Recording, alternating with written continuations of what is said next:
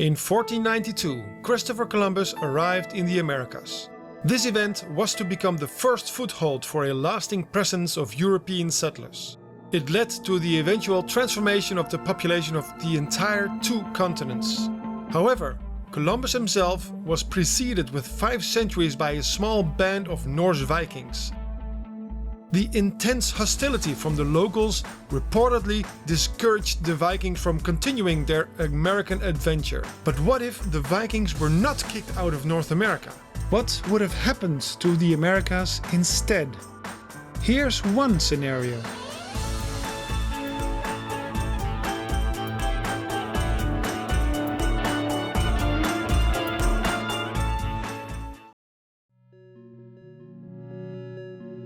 Shortly before the year 1000, a group of Norse Vikings discovered and explored the North American continent before any other European. These American Vikings came from relatively large settlements founded at the southern tip of Greenland. This was during the so-called medieval warm period, a short interval of time when the climate still allowed farming there. However, as a result of their own aggressive behavior, the Vikings provoked the anger of the local indigenous Americans and were driven away again. One account tells us how a group of Vikings, led by Thorvald Eriksson, caught and killed a group of local men. Nonetheless, a single survivor managed to escape and came back with a greater force to chase them out again.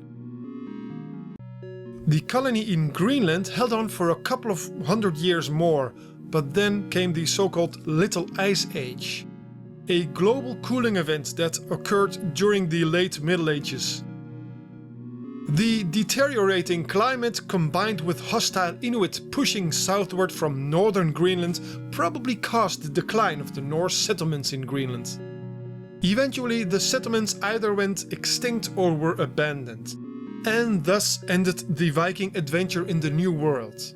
But what if things had turned out differently? Instead of killing the first locals they encountered, what if Thorvald Eriksson struck a deal with them? If the Vikings remained on friendly terms, their settlements may just have been tolerated. How would the course of history have altered had they done so? An important difference with the European colonists that would arrive centuries later in our timeline is that the Vikings were less numerous and less technologically advanced. With the odds being more even, the indigenous Americans would probably stand a better chance.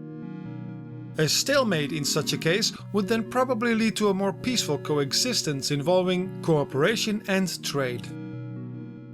The indigenous Americans could get a lot of advantages out of this. Most importantly of all, it would bring about the early introduction to North America of a great number of innovations, like ironworking, wheat farming, Eurasian livestock and, last but not least, horses. Also, Norse people had started converting to Christianity, and with that came modern writing. The next question is whether the Vikings could also have transmitted precursors to the germs and diseases that in our timeline would have a devastating effect on the indigenous Americans. Well, not necessarily. In our own timeline, the biggest killer for the original peoples of the Americas was smallpox. Although that disease probably goes back thousands of years, it had not yet spread to all corners of Europe until the time of the Crusades. But let's assume that in our alternative timeline, smallpox and some of the other dangerous diseases had already reached Scandinavia and just happened to be carried across the Atlantic. Like in our own timeline, this would probably have led to a comparable decimation of the local populations. Nonetheless, the Scandinavian settlements would presumably grow more slowly and not invite the same vigor of colonization and immigration as during the Age of Discovery. The Norse colonies in North America would also quickly become isolated, especially when the Greenland colony disappeared, like it also did in our own timeline. This would give the indigenous peoples time to recover, while they acquired greater immunity to the imported diseases. As the Norse settlements persisted and grew, it is likely that some kind of integration with the locals would occur. Even if the Norse stayed to themselves, some individuals would still wander off from the settlements and mingle in with the indigenous tribes. Eventually, a mixed culture would arise around the settlements that combined local customs with the innovations brought along by the Vikings. In our timeline, there are many examples of similar developments around the world.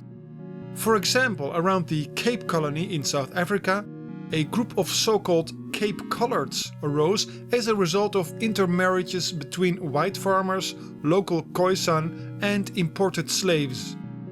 From early on, these mixed race groups already had a distinctly European culture, speaking Afrikaans, a form of Africanized Dutch, while holding Christian beliefs and European customs. Like the Boers, they even created their own nations, that however quickly were quenched by the expanding British Empire. In North America too, groups of people have arisen that basically are amalgamations of European and indigenous peoples, most notably the Métis. In our alternate timeline, the mixed cultures would be at the frontier and quick to branch out and grow beyond the vicinity of the settlement. As more indigenous tribes are assimilated into the new ethnic group, it would have acquired an increasingly indigenous character, both culturally but also physically. Its initial spread may be along the coasts, but thanks to the introduction of horseback riding, some branches would quickly take over the expanse of the Great Plains. Meanwhile, other branches would eventually encounter the Mesoamerican civilizations, maybe throwing them off at first, but eventually enriching these with their new innovations. It is hard to tell if there in reality would be enough time for all these developments, but it is easy to imagine the Mesoamerican empires being revitalized with the new influx of inventions after recovering from the initial upheavals. At the same time, invading hordes of sword-wielding, arrow-shooting, armored horsemen that developed on the Great Plains would perhaps play a similar role to the Huns and Mongols that ravaged the civilizations of Europe and Asia. When Europeans finally started coming back again by the end of the 15th century, they would have met an entirely different situation in the Americas, in our alternate timeline. Disease resistant and equipped on horseback with iron armor and weaponry, the indigenous Americans would be ready for them.